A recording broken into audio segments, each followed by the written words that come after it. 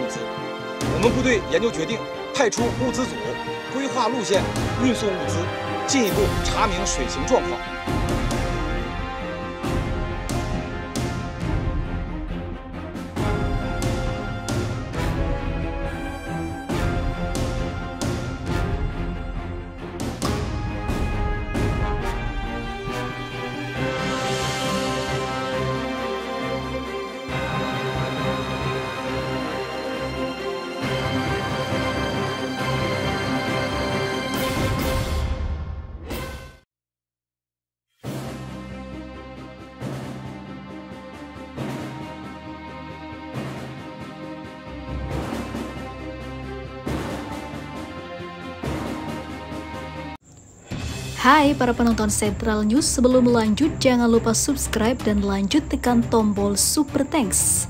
Tombol Super Thanks ada di atas tombol subscribe. Jika Anda ingin mensupport channel kami menyajikan berita yang paling Anda tunggu-tunggu.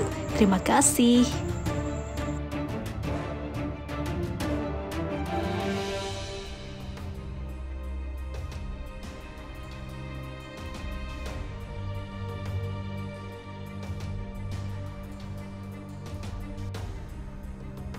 Dunia sedang tidak baik-baik saja, sejumlah bencana menghantam berbagai belahan bumi dan tidak terkecuali adalah Cina yang memakan banyak korban jiwa.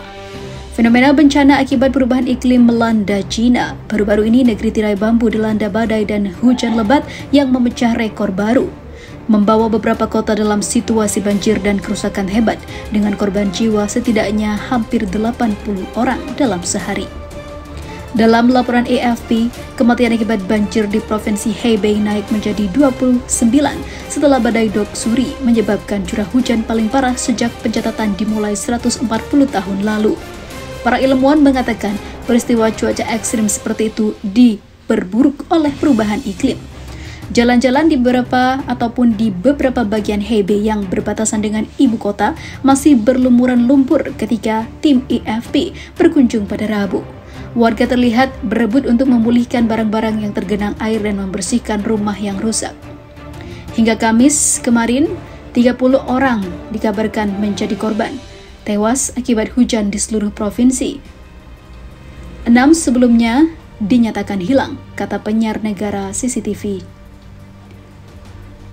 Bencana berupa banjir tersebut menghantam pusat pemerintahan Cina di Beijing.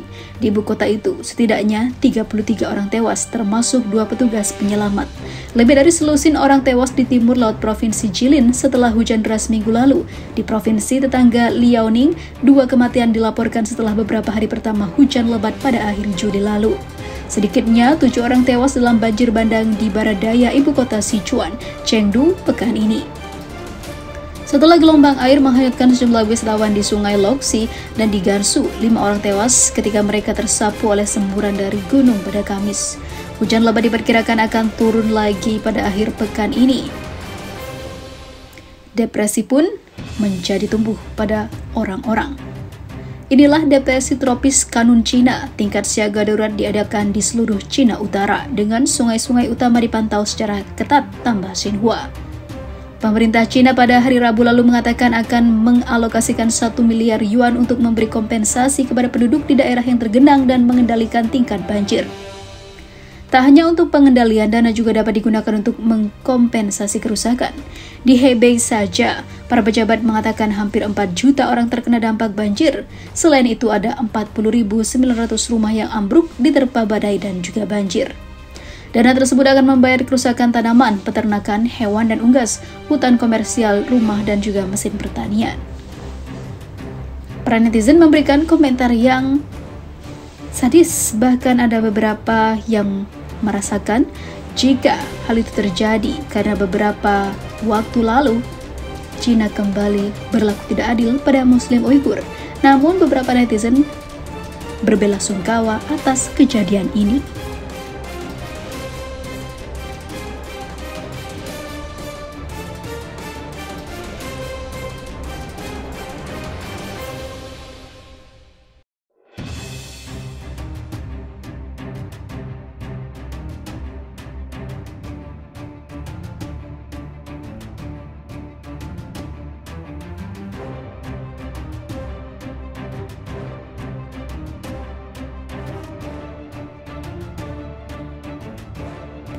Mantan pejabat dinas intelijen Israel, rezim Zionis menyamakan kondisi Israel saat ini dengan gempa bumi, dan jika kondisi ini berubah menjadi tsunami, maka ia akan menghanyutkan semua Zionis. Dikutip stasiun televisi Al Mayadin pada Selasa kemarin, Devir Karif mengomentari dialog terbaru Direktur Shin Bet Ronen Bar dengan para pejabat kabinet Perdana Menteri Benjamin Netanyahu. Ia menuturkan, ini sangat tidak wajar, ini untuk ketiga kalinya sejak pemerintah baru terbentuk. Pertama, ketika mantan Direktur Shin Bet Carmi Gilon sebelum terbunuhnya Yitzhak Rabin memperingatkan para politisi. Ia mengakui pembunuhan politis telah terjadi dan kami tahu apa yang terjadi setelah itu.